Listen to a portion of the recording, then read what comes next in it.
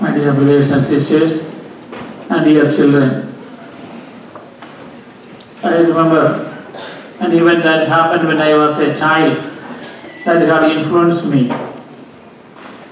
Just in front of our house there was a telephone post with so many telephone cables going on.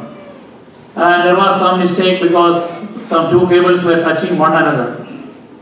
And so some crew from the telephone department came. They were government employees and they were field workers. There was one supervisor and two other employees. And the supervisor asked the employees to climb the pole and to fix it. Both of them said, no, it is impossible because there are so many cables, one above another. And the top one was the one that was the problem. So the supervisor said, there is no other way, we have to fix it. But they said no.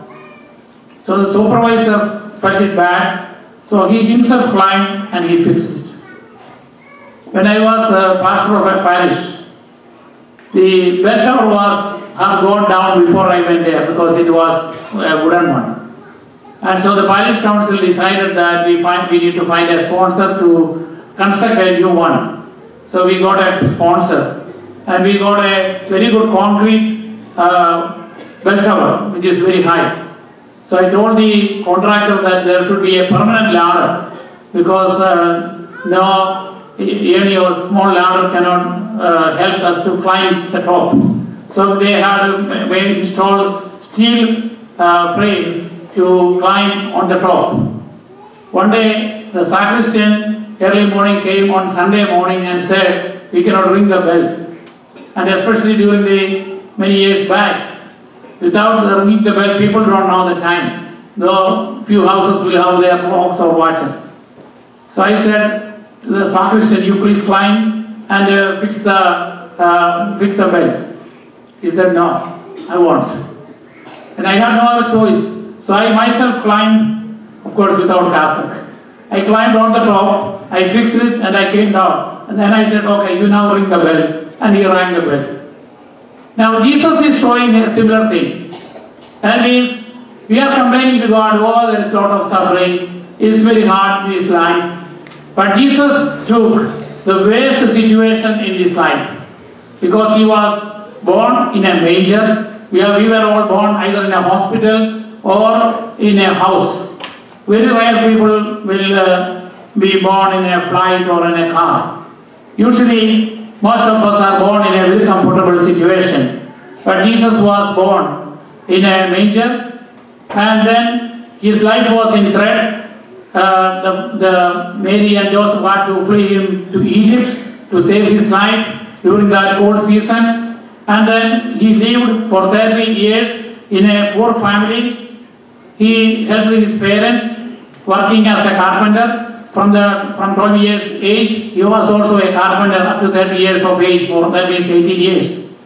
And then, during his 3 years of public ministry, he helped all the public that came to him seeking help with all kinds of miracles. But however, Jesus was the most misunderstood person. He was very much humiliated because the more popular you become, the more humiliation you feel when people put you down. And he was the most persecuted and tortured person. And he was crucified. However, he rose from the dead. He raised some other people from the dead, especially Lazarus on the 4th day.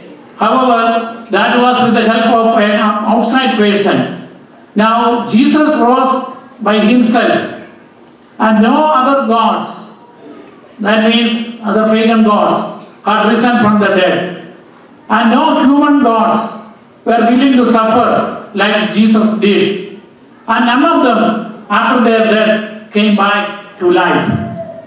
Many religions offer a life after death. However, here Jesus is showing himself that one day, as I rose from the dead, I will raise you all from the dead at the second coming of Christ. And then you will have a resurrected body like mine. And those who have done good things will have an eternal joy. And those who disobey the commandments of the Lord will have an eternal punishment. So whether you do good or bad, all of us will be raised from the dead. During the Old Testament times, Jews were not sure of a life after death. Because though there were some things in the Old Testament, they were not very clear. So people were thinking that if I keep the commandments of the Lord, I will have plenty of wealth in this world, a long life, all kinds of prosperity. Whereas, some 400 years before the birth of Christ, there are some other teachings began to emerge, showing that if you work for the Lord, even if you die for Him, you will have a reward in the life after death. So there were different groups like Sadducees who did not believe in the life after death. And that is why they questioned Jesus, that one man died and his widow married his brother, then he died, then one after another she married 7 brothers, and then whose wife will she be when at the time of resurrection? Because they were trying to putting down Jesus. So Sadducees did not believe in a life after death. If you don't believe in a life after death, your philosophy of life will be different from the people who believe in a life after death. The Pharisees believe in a life after death. So Jesus said that I am going to rise from the dead. So when he was cleaning the temple, when he was questioned, he said, you destroy this temple and I will raise up in 3 days. And then they said, how come that happened? Because this took 46 years from the by King Herod to construct this church or this temple. But he was talking about his own life. And that is why they complained to Pilate that he should go on. Otherwise his disciples might steal the body and claim that he had risen from the dead. Jesus also on another occasion said that the sign that I am going to give is the sign of Jonah. Because he was in the belly of the whale for 3 days and nights, and then he came to the earth. So he had many predictions made to the disciples to warn them that they don't have to worry when he will be tortured and crucified, because he will come back. And also we know that the temple guards were guarding the tomb of Jesus, fearing that he might rise up from the dead, or the disciples will steal his body, claiming that he has risen from the dead. This has happened to no other person in this world. So the resurrection of Jesus is a guarantee that we all will rise from the dead for an eternal life, which will be an eternal joy if we are faithful to the Lord. And the resurrected body of Jesus was not like the resurrected body of Lazarus. Though Lazarus was in the tomb for 4 days and nights, Jesus raised him from the dead. But Jesus' body was a glorious body. Lazarus died again. So resurrection gives hope in the midst of all kinds of sufferings and death. And we are all now awaiting for the second coming of Christ, when he will come us to judge and to lead to the eternal life. So this is the time of salvation. We have to convert now, and we have to lead a good life. So faithfulness to God is a continuing process until our death. So for atheists, for those who do not believe in God, there is nothing to hope for at the end of their life.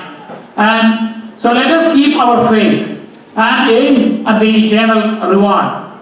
So whatever assets we have, our time, our resources, our talents, our money, everything that should be used for our own resources in heaven by helping others and helping one another.